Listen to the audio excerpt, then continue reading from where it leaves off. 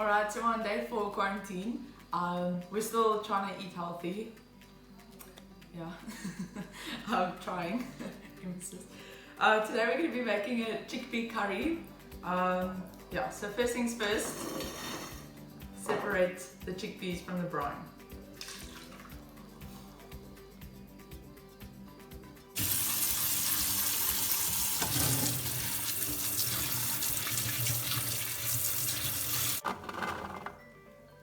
So what we just did was we cleaned the chickpeas off underneath the sink with just normal water, and then now we're going to just dry them off. I forgot to say earlier that we are going to be making something super cool with the brine liquid, so don't throw it away because you'd be shocked at what we're going to make with it. It's something really sweet, something really cool, something unexpected. It's going to be really good. So we're trying to dry them as much as possible with this towel on top of it. Because we want to crisp them up, because we want some added texture. So now we're just going to put them into the oven or get them ready for the oven. Put some olive oil on top of it and curry spice, just give the lovely flavors. You can use any curry spice, but we like this one because my sister just found it a really cool market, that's why. And then just add it, not too much. We're just going to toss it through.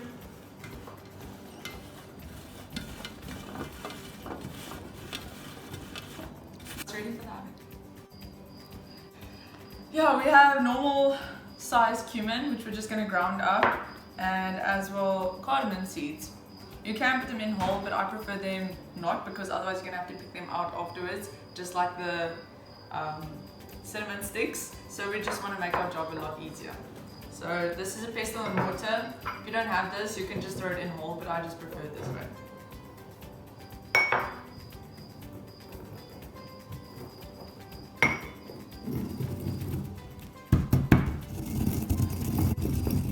So crushing it really reduces the smell. It's like so fragrant. And that's what you want in a beautiful curry, because you'll see we're not putting as much spices in, we're putting a lot more masalas in and that type of stuff. So then it's just going to be a lot more fragrant.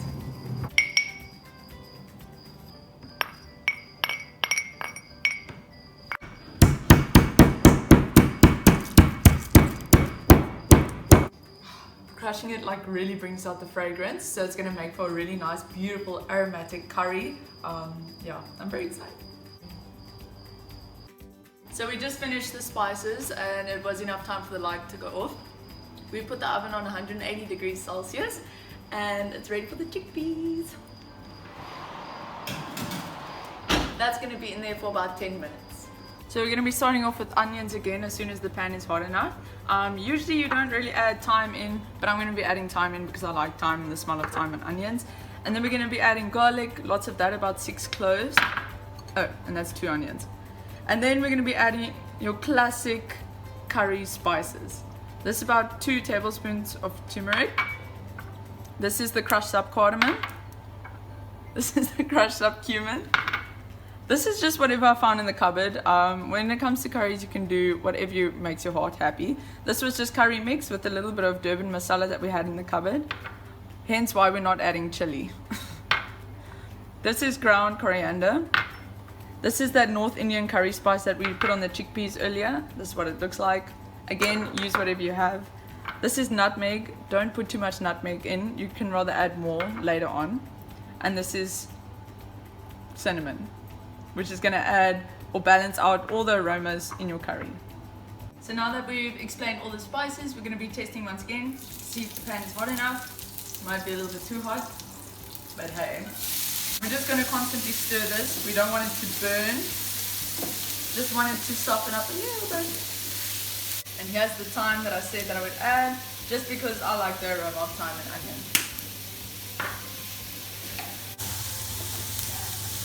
Okay, so right about now it's been about 4 minutes, 3 minutes, I don't know, somewhere there. The onions are very translucent.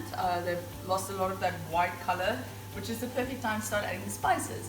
So if any of your spices or anything that you were to be using were to be whole, then you would have added them earlier to get that full aroma to come through. But because we've already past that phase and just crushed up everything, and everything here is ground, we can add it in a little bit later.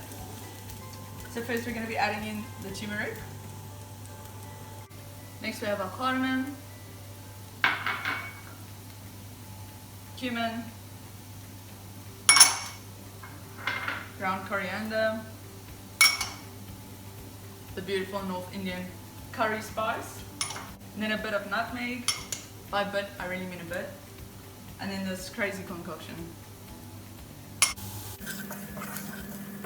I forgot the garlic.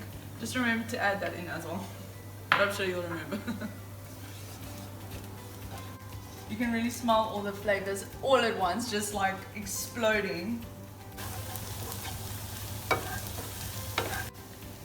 So we're nearing the end stages now, so we're just going to be adding in our cinnamon sticks just for that extra aroma. Okay, so the onions are looking perfect consistency. I'm going to be tasting this now just to make sure that it's not too spicy but also not too mild like always. Oh, the soul is beautiful. Okay, so next up we're going to be adding coconut milk, because you can add anything to make your base or your saucy aspect. You can add tinned tomatoes, you can add tomato puree like we did in the previous one. Our family, we just prefer your classic coconut milk, and we also had that in the pantry. So according to lockdown, just use whatever you have. Okay, so this beautiful rich color that you're seeing now is probably from the turmeric and the thousands other spices that we put inside, but it's looking and smelling like your classic curry. Don't take your cinnamon sticks out just yet. They're gonna flavor up this coconut milk. So yeah, just let it infuse and then we'll take it out at the end. So just to recap, the onions were in for about 10 minutes. We didn't want them to get too soft because we wanted a crunchy aspect in our curry, because we obviously don't have meat. We have this crunch and whatever other crunch you decide. Yeah, so I just tasted it again and decided it needs more salt. And as you can see, it's starting to bubble up now as well, which is beautiful. We actually wanted to simmer up a little bit.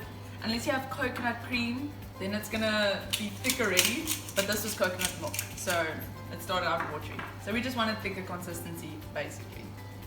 Which means you've got to cook it for longer, probably I would say about 5 minutes, until your chickpeas are done, which we should probably check on.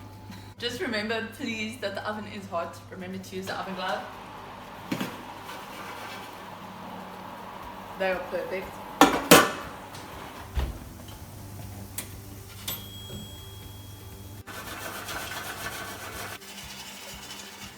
While doing your cool dance, do not forget about your curry, because it should not be boiling, it should just be simmering.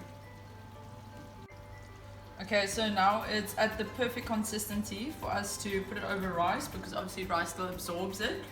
We just took out the last bay leaf and the last cinnamon stick.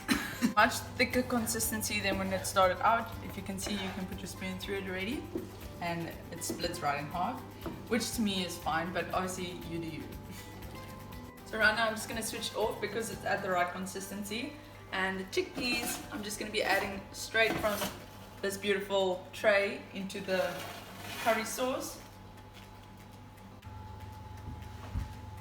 The reason why we use chickpeas is because they have a lot of protein, which is a good substitute to any other meat. And then we have our beautiful plant-based curry that is going to be served with rice. This is what we have, so we're using it. Enjoy!